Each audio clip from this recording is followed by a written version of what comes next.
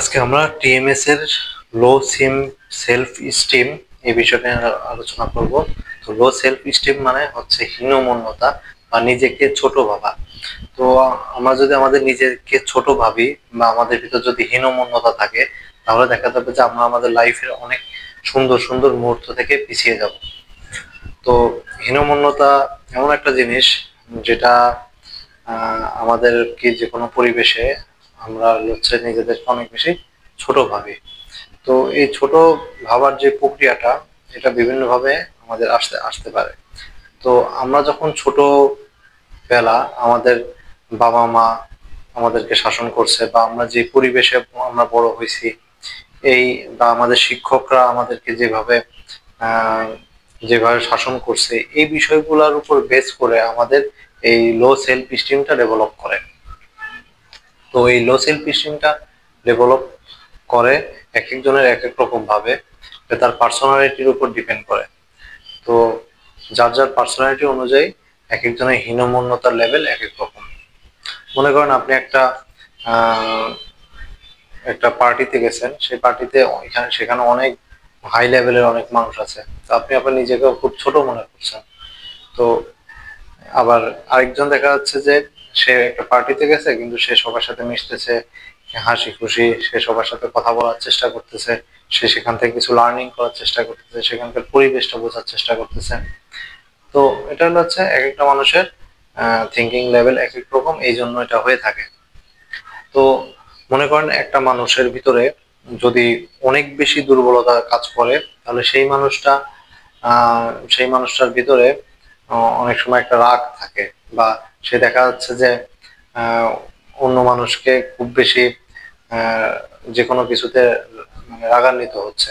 Like হচ্ছে সে একটা অফিসের বস, সে হচ্ছে মানুষকে অনেক বেশি দমায় রাখার চেষ্টা করছে, মানুষকে অনেক বেশি রাগ দেখাচ্ছে। বাট সেই মানুষটা যখন অসুস্থ হওয়ার পরে সে কিন্তু ডাক্তারের কাছে আসার পরে সে কান্নাকাটি শুরু করতেছে। তো মানুষের ভিতর মনে করেন অনেক সময় অনেক বেশি চাপা কষ্ট থাকে, বা তো সে সেটাকে প্রকাশ করতে চায় না, সে দেখা যাচ্ছে বাহ্যিক ভাবে বোঝায় যে আমি খুবই পাওয়ারফুল বা আমি খুব রাগী একজন মানুষ। তো আহ হীনমন্যতার কারণে আসলে এই ব্যাপারগুলা ডেভেলপ করে। তো এই হীনমন্যতার আহ যে ব্যাপারটা, এই ব্যাপারটা যদি আমরা আরেকটু ক্লিয়ার হতে চাই, আমাদের আহ আমাদের যে দায়িত্বগুলো থাকে, আমরা যদি অনেক বেশি দায়িত্ব নিয়ে ফেলি, তাহলেও কিন্তু আমাদের মধ্যে আস্তে আস্তে আমাদের আহ, মনের যে ডিপ লেভেল আছে, এই ডিপ লেভেলে হীনমন্যতা সৃষ্টি হয়। বা আপনি মনে করেন নতুন একটা বিয়ে করছেন, তারপর আপনি একটা ব্যবসা শুরু করছেন, বা আপনি একটা নতুন চাকরি শুরু শুরু করছেন, সেই সময় দেখা যাচ্ছে যে আপনার শরীরে ব্যথা সৃষ্টি হচ্ছে। তো এই ব্যথাটা সৃষ্টি হয় হচ্ছে যে আমাদের যে আবেগগুলা বা আমাদের যেটা চাপা কষ্ট, এই চাপা কষ্টগুলা থেকে আমাদের হীনমন্যতার সৃষ্টি হয়, এবং সেখান থেকে আমাদের টিএমএস এর যে পেইনটা সেটা ডেভেলপ হচ্ছে। তো আহ তো এখানে মূল ব্যাপার যেটা, সেটা হচ্ছে যে মনে করেন আপনি হচ্ছে অনেক বেশি পারফেকশনিস্ট হইতে চান, বা আপনি অনেক বেশি শৃঙ্খল হইতে চান, বা আপনি অনেক বেশি দায়িত্ব নিয়ে কাজ করতে চান, বা আপনি যে কোনো কিছুতে অনেক বেশি সিরিয়াস।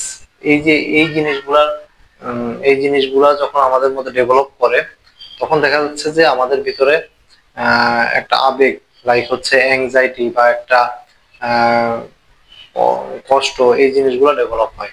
এই এইগুলো যখন ডেভেলপ হইতে হইতে এটা যখন একটা মাত্রায় চলে যায়, তখন সেটা আমাদের ভিতরে আস্তে আস্তে হীনমন্যতা তৈরি করে, এবং সেই হীনমন্যতার মাধ্যমে আমাদের হচ্ছে নার্ভাস সিস্টেমটা বা মেন্টাল পেইন সৃষ্টি হয়। এই মেন্টাল পেইন থেকে আমাদের শারীরিক পেইনটা ডেভেলপ করে। সুতরাং আমাদের যে কোনো পরিস্থিতিতে বা যে কোনো কিছুতে আমাদের আহ, চেষ্টা করতে হবে যত বেশি রিল্যাক্স থাকা যায়। আমরা যত বেশি মেন্টাল পেইন নিব, তত বেশি হচ্ছে ওইটা আমাদের বডির মাধ্যমে রিফ্লেকশন হয়। তো এই জিনিসটা আমরা খেয়াল করার চেষ্টা করব, এবং আমরা চেষ্টা করব যে এই আবেগগুলা বোঝা, এই আবেগগুলা যখন আমরা বুঝতে পারবো, তখন দেখা যাবে যে আমরা এটার সাথে খুব সহজে ডিল করতে পারবো। Thank you.